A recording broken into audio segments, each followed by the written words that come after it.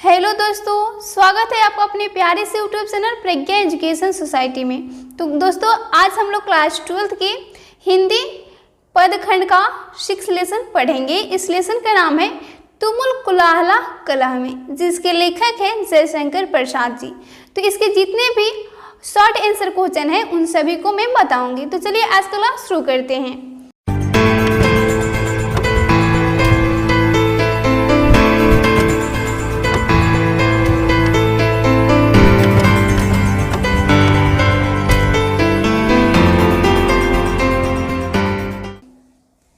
First इसमें प्रश्न है, हृदय की बात का क्या कार्य है?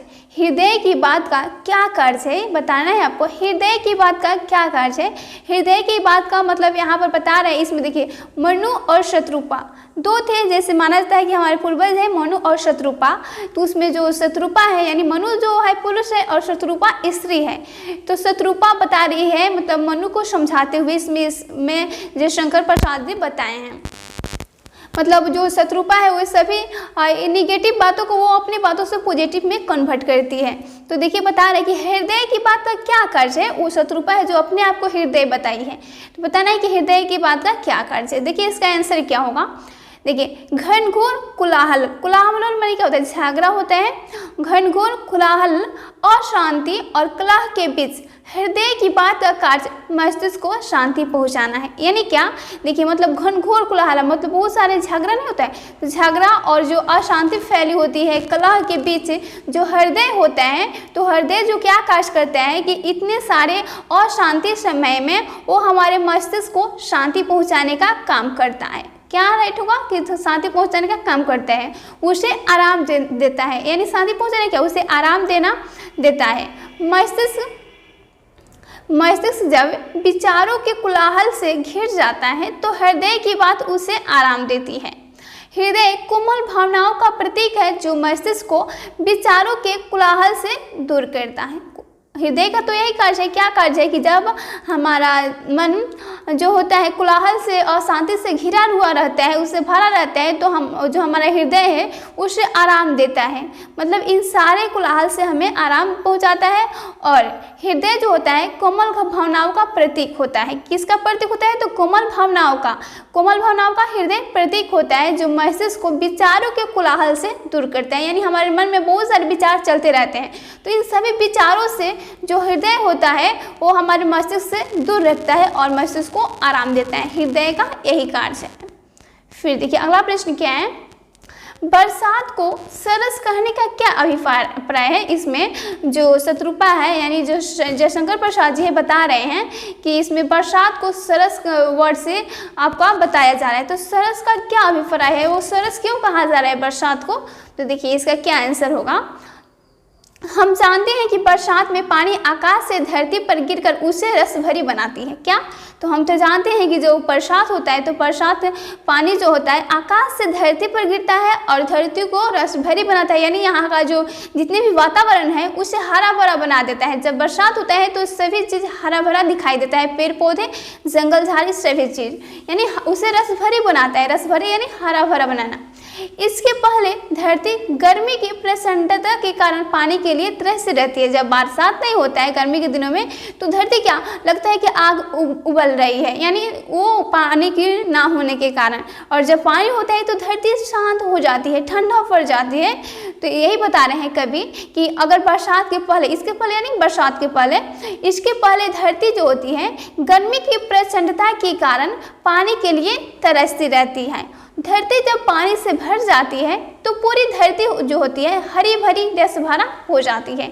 बता रहे हैं कवि कि जब धरती पर पानी होता है तो धरती जो होती है पानी से भर जाती है तो पूरी धरती का हरी भरी रस भरी हो जाती है।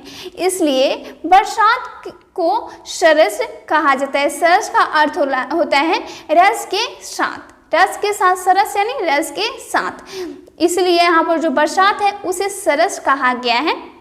यहाँ पर बताया जा रहा है कि इसलिए बरसात को सरस कहा जाता है। सरस यानी रस के साथ। यहाँ दूसरा अर्थ यह ध्वनित होता है कि, अब दूसरा अर्थ में आप समझ लीजिए क्या होता है। यहाँ दूसरा अर्थ यह ध्वनित होता है कि धरती पर जीवन का नया संसार होता है। यानी जब बारिश होता है तो ऐसा प्रतीत होता है मानो कि धरती पर एक जीवन का नया संसार हो रहा है। जिससे धरती सरस हो जाती है। सरस यानी रस के साथ, रस भरी, यानी जब बारिश होता है धरती पर तो यहाँ के जितने भी वस्तुएं हैं, पदार्थ है, जंगल झाड़ी पेड़ पौधे सभी हरे भरे हो जाते हैं, मतलब अच्छे वातावरण दिखाई देता है जब बरसात होता है। तो इसका अर्थ क्या होगा? बरसात को सरस कहने का अर्थ है कि रस से भरा हुआ हरा भरा वातावरण दिखना। आप अपने से भी इसका बनाकर लिख सकते हैं अच्छे अपने शब्दों में। फिर देखिए अगला प्रश्न क्या है, सजल जलजात का क्या अर्थ है? बताना है कि सजल जलजात का इसका अर्थ क्या होता है, सजल जलजात का। तो देखिए इसका अर्थ क्या होता है, शब्द के अर्थ का दृष्टि से सजल जलजात का अर्थ है जल में खिला हुआ कमल है। सजल जलजात का अर्थ होता है कि जल में जो कमल खिलता है, वैसे तो जल में ही कमल खिलता है, तो इसका अर्थ हुआ कि जल में खिला हुआ कमल। सजल जलजात का अर्थ क्या हुआ, तो जल में खिला हुआ कमल। कवि का आशय जीवन की मानविक क्षणों में मैं सादा कमल की तरह खिलने वाला हूँ से है। मतलब कवि बता रहे हैं, कवि का ये कहने का आशय, उनका अर्थ क्या है, कह क्यों रहे हैं, तो उनका अर्थ यह है कि वे बता रहे हैं अपने खुद को कि मैं सादा कमल की तरह खिलने वाला हूँ। फिर देखिए अगला प्रश्न क्या है, कविता में उषा की किस भूमिका का उल्लेख है? कविता में उषा की किस भूमिका का उल्लेख है बताना है आपको। तो देखिए, छायावादी कवि जयशंकर प्रसाद द्वारा रचित तुमुल कोलाहल कला में शीर्षक कविता में उषा काल की एक महत्वपूर्ण भूमिका का उल्लेख किया गया है। उषा काल जो होता है अंधकार का नाश करता है। जो प्रातः जो होता है ना, सुबह अभी जो सूरज नहीं उगा रहता है, फिर लालिमा छाई रहती है पूरे आपका आसमान में, उसे बोलते हैं उषा काल। तो उषा काल जो होता है अंधकार का नाश करता है। उषा काल के पूर्व संपूर्ण विश्व अंधकार में डूबा रहता है। उषा काल होते ही सूरज की रोशनी अंधकार रूपी जगत में आने लगती है और सारा विश्व जो होता है प्रकाश में हो जाता है। सभी जीव जंतु अपनी गतिविधियां प्रारंभ कर देते हैं। जगत में एक आशा एवं विश्वास का वातावरण प्रस्तुत हो जाता है जब उषा काल होता है, यानी जब प्रकाश सुबह में उगता है। तो उषा की भूमिका का वर्णन कवि ने अपनी कविताओं में इसी तरह से किया है। फिर देखिए अगला प्रश्न क्या है, चातकी किसके लिए तरसती है? चातकी एक चिड़िया का नाम है, जो बताना है कि आपको यह किसके लिए तरसती है। तो यह स्वाति नक्षत्र होता है, तो उसके एक जल की बूंद के लिए चातकी जो तरसती है। देखिए इसमें आंसर क्या दिया है, चातकी एक पक्षी का नाम है, याद रखिएगा। चातकी एक पक्षी है जो स्वाति के बूंद के लिए तरसती है। स्वाति नक्षत्र जो होता है उसके बूंद के लिए, एक जल की बूंद के लिए वो तरसती है।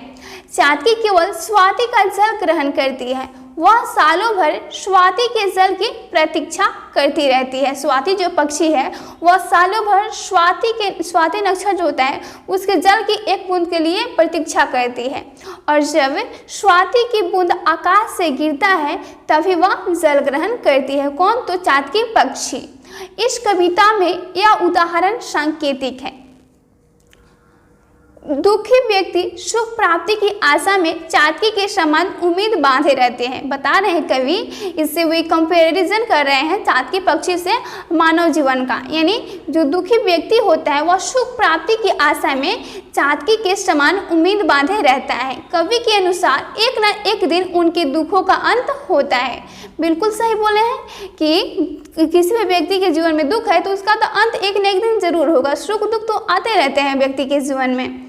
फिर देखिए अगला प्रश्न क्या है, कविता का केंद्रीय भाव, जो तुमुल कोलाहल कला कविता है इसका केंद्रीय भाव यानी उसका संक्षेप में बताना है कि इस कविता में क्या बता रहे हैं कवि। तो कविता का केंद्रीय भाव बताना है संक्षेप में। देखिए इसका क्या केंद्रीय भाव होगा। फिर देखिए, प्रस्तुत कविता, कोई भी आपका व्याख्या पूछे या फिर केंद्रीय भाव पूछे या सारांश पूछे तो पहले कविता का स्टार्ट कीजिए। प्रस्तुत कविता, कविता का नाम लिखिएगा, वो शीर्षक जो लिखे हैं उनका नाम लिखिएगा। इस तरह से स्टार्ट करते हैं। देखिए क्या है, प्रस्तुत कविता तुमुल कोलाहल कला में शीर्षक कविता आधुनिक काल के सर्वश्रेष्ठ कवि जयशंकर प्रसाद द्वारा रचित या विरचित है। यानी यहाँ पर क्या निकलता है, जो जयशंकर प्रसाद जी है ऑब्जेक्टिव पूछता है कि किस काल की कवि है, तो आधुनिक काल के कवि है। प्रस्तुत कविता में कवि ने जीवन रहस्य को सरल और सांकेतिक भाषा में सहज ही अभिव्यक्त किया है। मतलब इश्क जो कविता है तुमुल कुलाहल कला में, तो जयशंकर प्रसाद जी ने जीवन के रहस्य को एकदम आसान भाषा में यानी सरल और सांकेतिक भाषा में उन्होंने व्यक्त किया है, बताया है। फिर देखिए कवि कहना चाहते हैं कि रे मन इस तूफानी, उसमें आपका जो कविता है उसका वो बता रहे हैं हिंदी में। रे मन, उसमें मन को बताया जा रहा है कि शत्रुपा बोल रही है रे मन इस तूफानी रण क्षेत्र जैसे कोलाहलपूर्ण जीवन में हृदय की आवाज़ के समान हूँ। यानी इसमें जो शत्रुपा है वह मनुष्य से बोल रही है कि रे मन, इसमें बताया गया जो मन है, मन तो वो उसका उदाहरण बताया कि मन जो है आपका मनु है और जो हृदय है वह शत्रुपा है। और मनु कौन है? तो मनु एक पुरुष है और शत्रुपा एक स्त्री है। तो वो बता रही है, जो शत्रुपा बोल रही है मन से यानी मनु से बोल रही है, तो बोल रहे हैं कि इस तूफानी रण क्षेत्र जैसे कोलाहलपूर्ण जीवन में मैं हृदय की आवाज़ के समान हूँ। कवि के अनुसार भीषण कोलाहल कलह विक्षोभ है, यानी विक्षोभ यानी क्या होता है? डिस्टर्बेंस है, जो बाहरी वातावरण के कारण कुछ आपके रुकावटें आती है, अवरोध उत्पन्न होता है, उससे बोला जाता है। यानी कवि के अनुसार जो भीषण कोलाहल कला है वह एक विक्षोभ है, एक बाहरी कारक है, तथा शांत हृदय के भीतर छिपी हुई निजी बात आशा है। यानी जो हृदय के भीतर जो छिपी हुई बात होती है उसे बोला जा रहा है आशा है। फिर देखिए कवि कहते हैं कि जब नित्य चंचल रहने वाली चेतना यानी जीवन के कार्य व्यापार से विकल होकर नींद के फल खोजती है और थक कर अचेतन सी होने लगती है, उस समय मैं नींद के लिए विकल शरीर को मादक और स्पर्शी सुख मलायनिल के मंद झोंके के रूप में आनंद की रस की बरसात करता हूँ। फिर देखिए कवि के अनुसार, इसमें कविता का आपको बताना है भाव क्या है। कवि के अनुसार जब मन चिर विषाद में विलीन है, व्यथा का अंधकार घना बना हुआ है, तब मैं उसके लिए उषा सी ज्योति रेखा हूँ, पुष्प के समान खिला हुआ प्रातः काल हूँ। अर्थात कवि को दुख में भी सुख की अरुण किरणें फुर्ती दिख पड़ती है।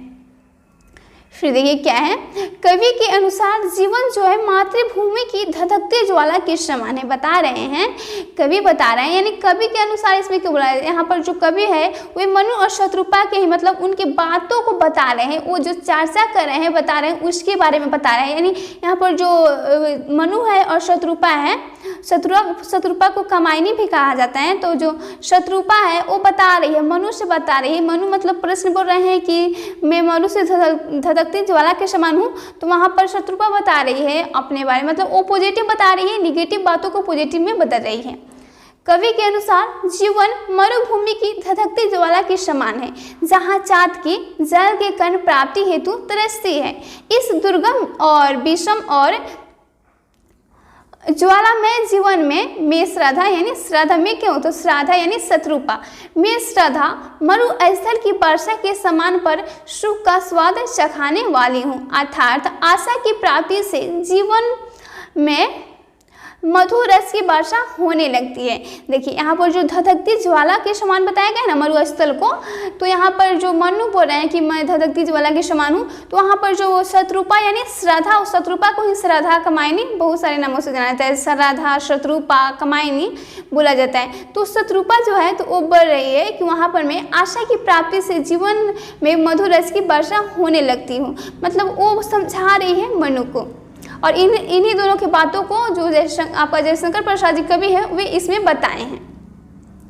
फिर देखिए क्या है इसमें, कवि को अभागा मानव जीवन पवन की परिधि में सिर झुकाए हुआ रुका हुआ सा प्रतीत होता है। इस प्रकार जिनका संपूर्ण जीवन झुलस रहा हो, बता रहे हैं कि इस प्रकार जिसका संपूर्ण जीवन जो है झुलस रहा हो, ऐसे दुख दंग लोगों को आशा वसंत की रात के समान जीवन को सरस बनाकर फूल सा खिला देती है।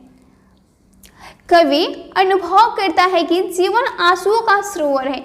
कवि बता रहे हैं कि वे अनुभव करते हैं कि जो जीवन है वो आंसुओं का सरोवर यानी तालाब है। आंसुओं का सरोवर है, उसमें निशा रूपी बादलों की छाया पड़ रही है। निशा रूपी यानी जो अंधकार होता है, शाम होता है, उसको बोला जाता है। उसमें निशा रूपी बादलों की छाया पड़ रही है, किसमें? तो जीवन में आपके। उस हाहाकारी सरोवर में आशा ऐसा सजल कमल है जिस पर भौरे मंडराते हैं। आशा को बोला जाता है, शत्रुपा या श्रद्धा को ही आशा बोला जा रहा है, जिस पर भौरे मंडराते हैं और जो मकरंद से परिपूर्ण है। आशा एक ऐसा चमत्कार है जिससे स्वप्न भी सत्य हो जाता है। फिर देखिए नेक्स्ट प्रश्न क्या है। इस तरह से आप एक कविता का भावार्थ लिख सकते हैं, आप अपने शब्दों में भी लिख सकते हैं, जरूर नहीं कि आप पे ही लिखिए, लेकिन इससे मतलब अर्थ एक ही होना चाहिए, आपके कहने का अर्थ एक ही होना चाहिए। फिर देखिए अगला प्रश्न क्या है। कविता में विषाद और व्यथा का उल्लेख है। जो कविता है तुमुल लाला कला में, उसमें कवि ने विषाद और व्यथा जैसे शब्दों का प्रयोग किया है, तो यह किस कारण से है, इसका प्रयोग क्यों किया गया है, बताना है कि किस कारण से इन शब्दों का प्रयोग किया गया है। अपनी कल्पना से उत्तर दीजिए, मतलब अपने से उत्तर दीजिए। तो देखिए क्यों किया गया बता रही हूँ। एक तुमुल लाला कला में शीर्षक कविता के जो द्वितीय पद में विषाद और व्यथा का उल्लेख किया गया है। कवि के अनुसार संसार की वर्तमान स्थिति जो है कोलाहलपूर्ण है। बिल्कुल सही बोल रहे हैं कि कवि बता रहे हैं कि जो हमारे वर्तमान की स्थिति है, संसार में वर्तमान की स्थिति है, वह कोलाहलपूर्ण है। यानी सभी देशों में झगड़ा हो रहा है या फिर व्यक्तियों में, घर में, सभी जगह आजकल देखिए तो मतलब कोलाहल छाया हुआ है, बता रहे हैं कवि, और रियलिटी में ऐसा भी है। कवि संसार की वर्तमान कोलाहलपूर्ण स्थिति से क्षुब्ध है, यानी वो दुखी है, क्षुब्ध है। इससे मनुष्य का मन चिर विषाद, मन में घुटन महसूस होने लगती है। इन सभी से कोलाहलपूर्ण वातावरण से जो मनुष्य का मन होता है, विषाद होता है जो मन उनके, तो वो जो होता है घुटन महसूस करता है, यहाँ पर घुटन महसूस होने लगती है। कवि अंधकार रूपी वर्ण में व्यथा यानी दुख का अनुभव करता है। सचमुच वर्तमान संसार में सर्वत्र यानी सभी जगह विषाद एवं व्यथा ही परिलक्षित है। विषाद एवं आपका व्यथा यानी दुख हो या विषाद यानी आपका झगड़ा वगैरह और दुख, यानी ये जो वर्तमान संसार है यह विषाद और व्यथा से परिलक्षित है, यानी वहाँ पर छाया हुआ है। सभी घरों में देखिए, देशों में देखिए, व्यक्तियों में देखिए, मतलब एक दूसरे के प्रति कटु भावना ज़्यादातर आपको देखने को मिल रहा है। इसलिए इस कविता में कवि ने विषाद और व्यथा जैसे शब्दों का प्रयोग किया है। फिर देखिए अगला प्रश्न क्या है। 8 नंबर प्रश्न है। इस कविता में स्त्री की इस जो कविता है तुमुल लाला कला में, इसमें स्त्री को प्रेम और सौंदर्य का स्रोत बताया गया है। आप अपने पारिवारिक जीवन के अनुभवों के आधार पर इस कथन की परीक्षा कीजिए। जो तुमुल लाला कला कविता है जयशंकर प्रसाद जी ने लिखा है, तो इसमें उन्होंने स्त्री को प्रेम और सौंदर्य का स्रोत बताया है। क्या आप इस कथन से संतुष्टि हैं? तो इसका बताना है कि क्यों, कैसे। तो देखिए इसका उत्तर क्या होगा। प्रसाद जी यानी जयशंकर प्रसाद जी के काव्यों में प्रेम और सौंदर्य का चित्रण किया गया है। यानी जयशंकर प्रसाद जी जो कमायनी काव्य लिखे हैं, कमायनी एक उपन्यास है, इस उपन्यास से तुमुल लाला कला लिया गया है। तो उनका जितना भी लिखावट है, मतलब रचना है, उसमें उन्होंने प्रेम और सौंदर्य का वर्णन किया है। तो यहाँ पर भी उन्होंने उसी का वर्णन किया। बता रहे हैं कि तुमुल लाला कला में शीर्षक कविता में कवि ने स्त्री को प्रेम और सौंदर्य का स्रोत बताया है। मैंने बताया ना, इसमें कवि ने मनु और शत्रुपा या शत्रुपा को आशा या श्रद्धा भी बोला जाता है, तो वो शत्रुपा को बता रहे हैं कि वह प्रेम और सौंदर्य का प्रतीक है, यानी उसमें बताया है। कवि का कथन सही है। जब पुरुष सांसारिक उलझनों से उबकर घर आता है तो स्त्री शीतल पवन का रूप धारण कर जीवन को शीतलता प्रदान करती है। देखिए क्या बोल रहे हैं कि व्यथा एवं विषाद में स्त्री पुरुष की सहायता करती है। यानी जो दुख होता है, आपको पर कोई संकट या दुख आता है, तो यानी पुरुष पर कोई संकट या दुख आता है तो स्त्री उनकी सहायता करती है और इन सभी दुखों को और संकटों को उससे उन्हें उबारती है। यानी कवि ने इस कविता में जो प्रयोग किया है कि स्त्री को प्रेम और सौंदर्य का स्रोत बताया गया है, ये बिल्कुल सही है। तो फ्रेंड्स इस वीडियो में इतना ही प्रश्न है। तब तक के लिए आप इन सभी को याद कीजिए, बिकॉज आपका एग्जाम बहुत ही पास आ गया है और सभी सब्जेक्ट का आपका सब्जेक्टिव हो ऑब्जेक्टिव सभी का तैयारी करना बहुत इंपॉर्टेंट है। तो इन सभी को अच्छी तरह से पढ़िए और याद कीजिए, अपने शब्दों में लिखने का प्रयास कीजिए कॉपी पर। चलिए मिलते हैं अगले वीडियो में, तब तक के लिए जय हिंद जय भारत।